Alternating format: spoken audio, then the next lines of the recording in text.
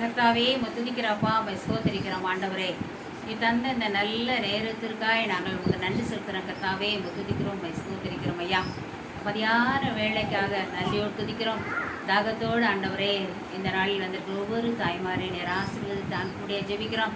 இந்த லெந்து நாட்களில் ஆண்டவரே வீட்டு கூடுகையாக ஆண்டவரே பல வீடுகளை நாங்கள் சந்தித்து வந்து கொண்டே இருக்கிறோம் ஐயா. நாங்கள் கடந்து வருகிற ஒவ்வொரு வீடும் இயேசு கிறிஸ்து நாமத்தில் ஆசீர்வதிக்கப்படும் முடியாது நாங்கள் ஜெபிக்கிறோம், ஸ்தோத்திரிக்கிறோம் ஐயா. வந்திருக்கிற ஒவ்வொரு ஜனங்களுடைய கஷ்டங்கள் கவலைகள் கண்ணீரெல்லாம் நீ தீர்த்து அனுப்ப முடியாது நாங்கள் ஜெபிக்கிறோம் ஐயா. நாங்கள் இந்த கூடுகையில் கலந்து கொண்டது நல்லது என்று அறியவும் அநேக ஆண்டவரே வேதத்துள்ள பொக்கிஷங்களை நாங்கள் அறிந்து கொள்ள தேவனே நீர் எங்களுக்கு அனுகிரகம் பண்ண முடியாது நாங்கள் ஜெபிக்கிறோம், ஸ்தோத்திரிக்கிறேன் ஐயா. அடியாலை மறைத்துக் கொள்ளுங்க, ஆவியானவர் இடைப்பட முடியாது ஜெபிக்கிறேன் ஐயா. நன்றியோடு துதிக்கிறோம் இயேசுவின் நாமத்தில் வேண்டிக் கொள்கிறோம் நல்ல பிதாவே, ஆமென். ஹல்லேலூயா. நாம் சற்று நேரம் வேதத்தை ஆராய்ந்து பார்க்கும்படியாக எடுத்துக்கொள்ளப்பட்ட ஒரு வேத பகுதி யாதெனில் 1 யோவான் 4வது அதிகாரம் 12வது வசனம். 1 யோவான் 4வது அதிகாரம் 12வது வசனம். வாசிக்கலாம். ஒருவருக்கு ஒருவரும் கண்டதில்லை, நாம் ஒருவருக்கு ஒருவர் அன்பு கொண்டார், தேவன் நமக்கு நிறைவேறுகிறார். அவருடைய அன்பு கவனிங்க. நாம் ஒருவரிடத்தில் ஒருவர் அன்பு கூர்ந்தால் தேவன் நமக்குள் நிலைத்திருக்கிறார். அவருடைய அன்பு நமக்குள் பூரணப்படும். அவருடைய அன்பு நமக்கு பூரணப்படும் இல்லையா?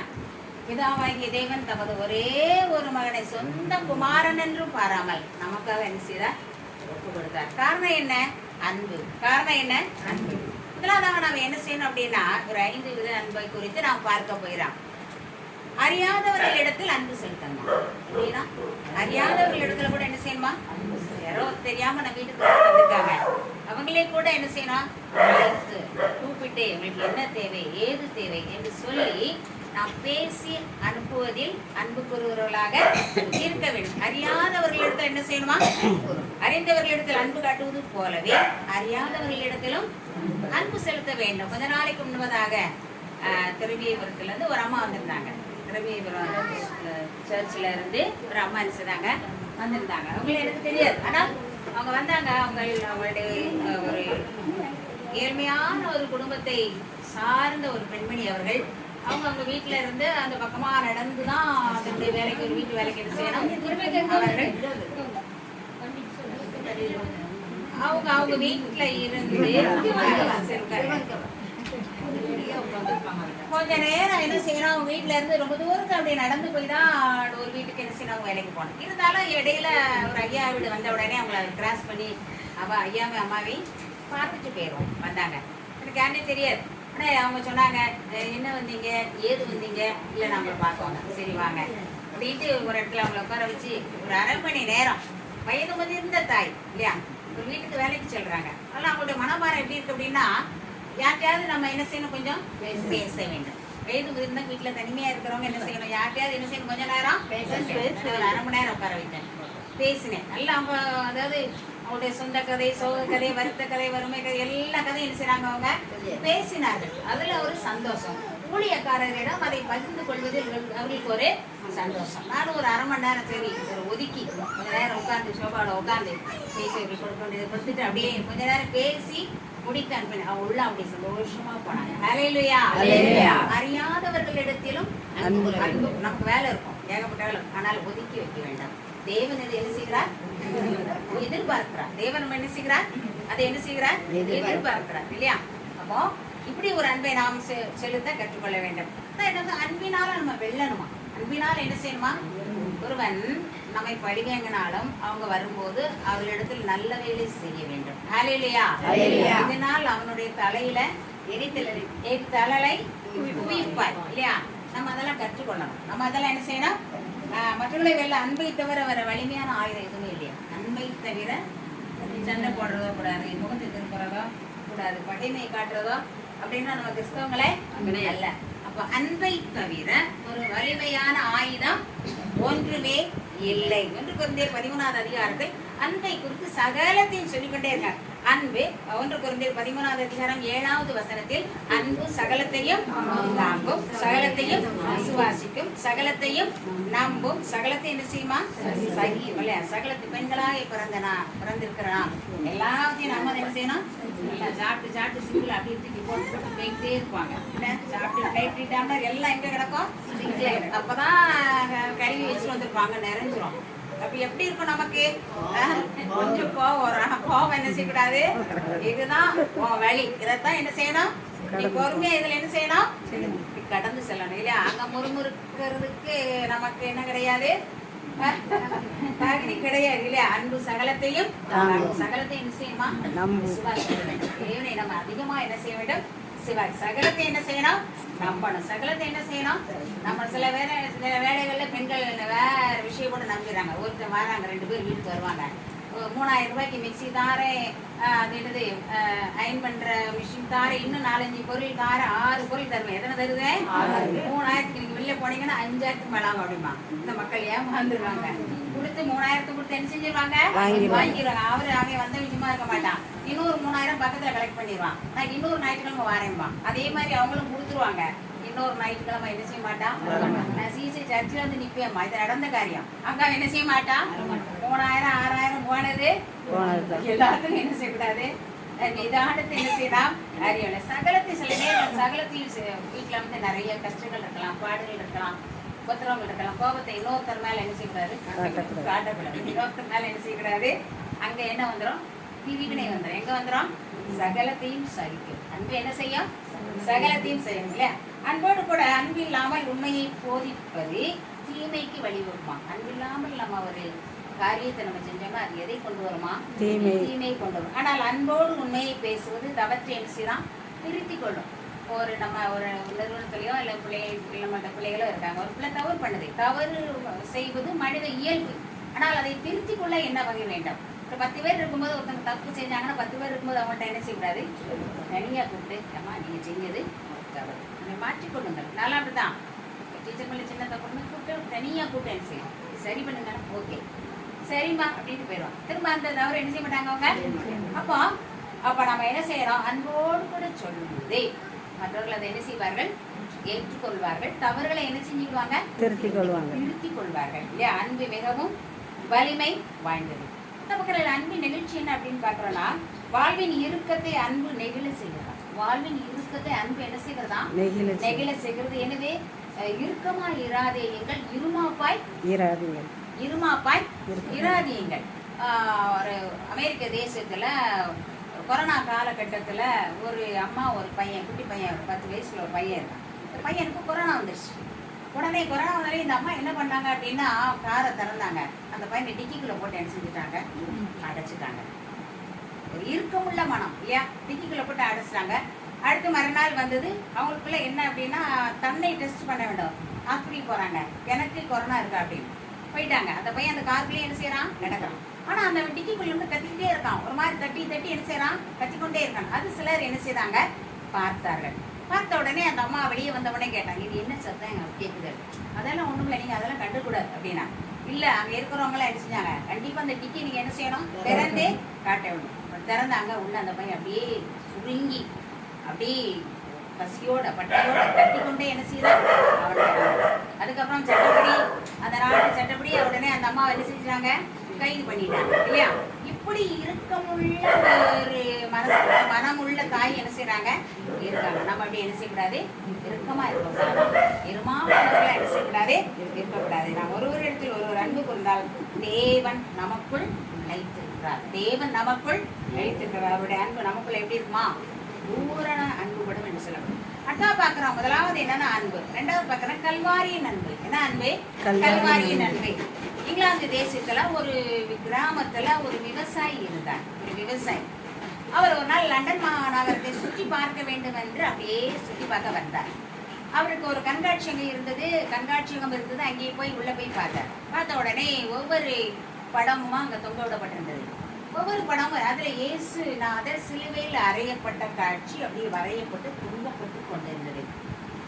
அதை ஒவ்வொன்றாக படத்தை பார்த்து வரும் பொழுது அந்த வரைபடத்தை பார்த்த உடனே அந்த மந்தன் அப்படியே நின்று போனார். அந்த படத்தை என்ன செய்தாரா, அவர் பார்த்து கொண்டே அப்படியே இருந்தாராம். அவர் பார்த்து கொண்டே இருந்த உடனே எப்பயோ இந்த ஆண்டவரை அவர் என்ன செய்திருக்கிறார், வரைபடத்தை பார்த்திருக்கிறார். அப்புறம் அவர் மறந்துட்டார். அதை பார்க்க பார்க்க பார்க்க தேவனுடைய அன்பு அவரில் ஊற்றப்பட்டது. அவர் அப்படியே சொல்லிட்டே இருக்க, அவரில் அன்பு, நான் இவரில் அன்பு கூறுகிறேன், நான் இவரில் அன்பு. அந்த படத்தை பார்த்து அப்படியே சொல்லிட்டே இருக்காரு, கட்டிக்கிட்டே இருக்காரு.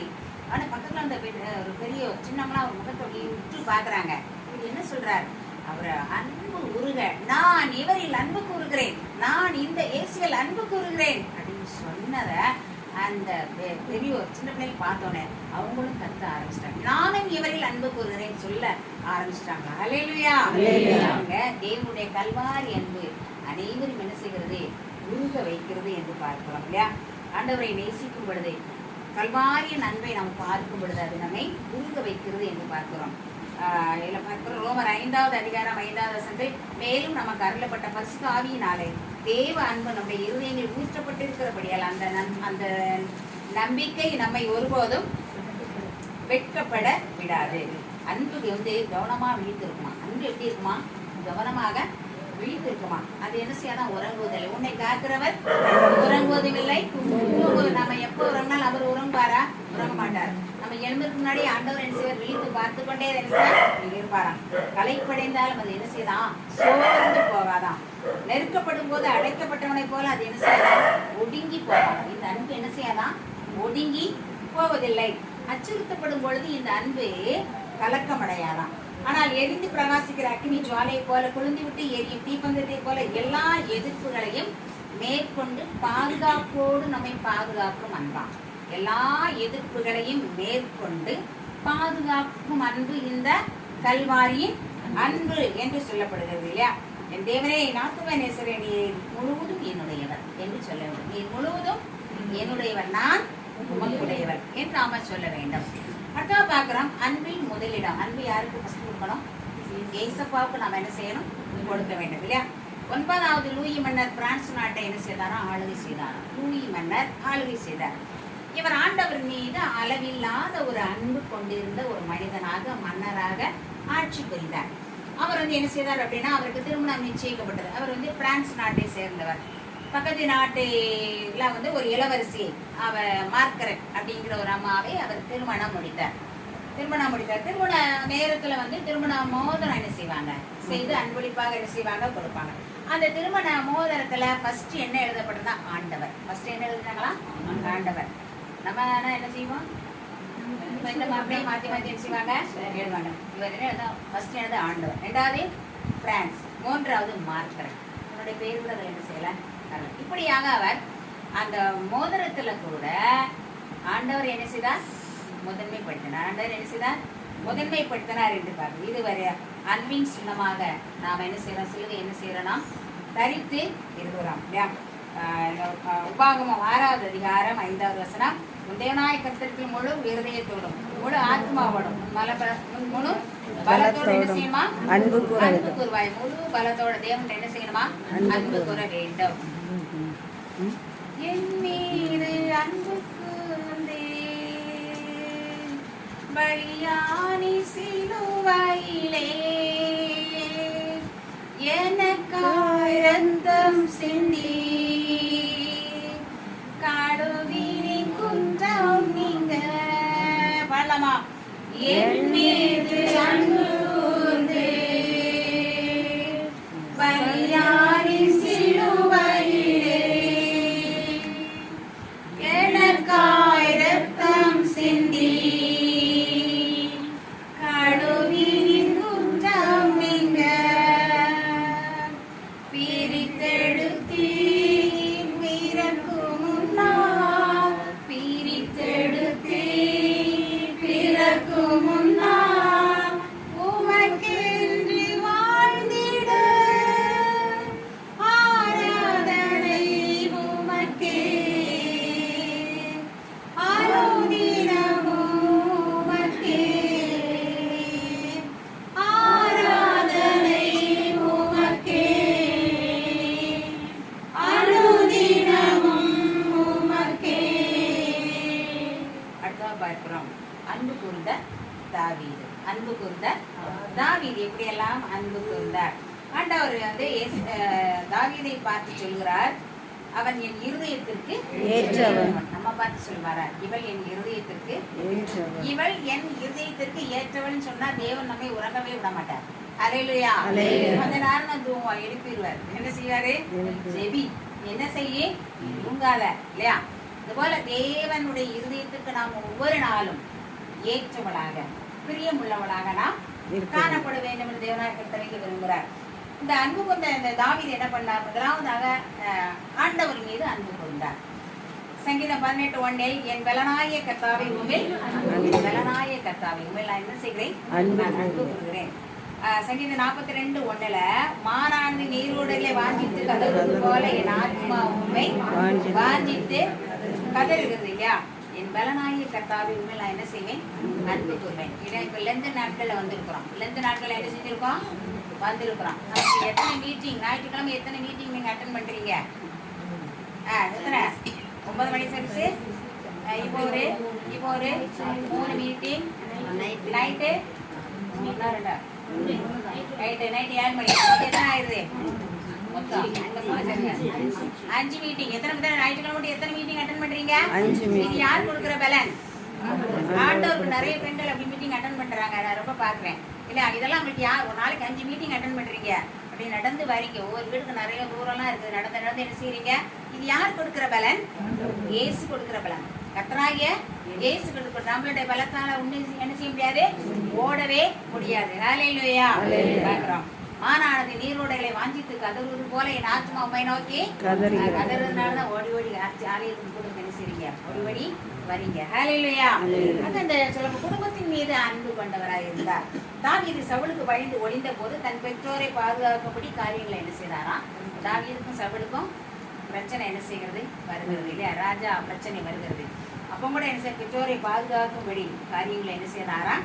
குடும்பத்தின் மீது தாவீது அன்பு பாராட்டினார்.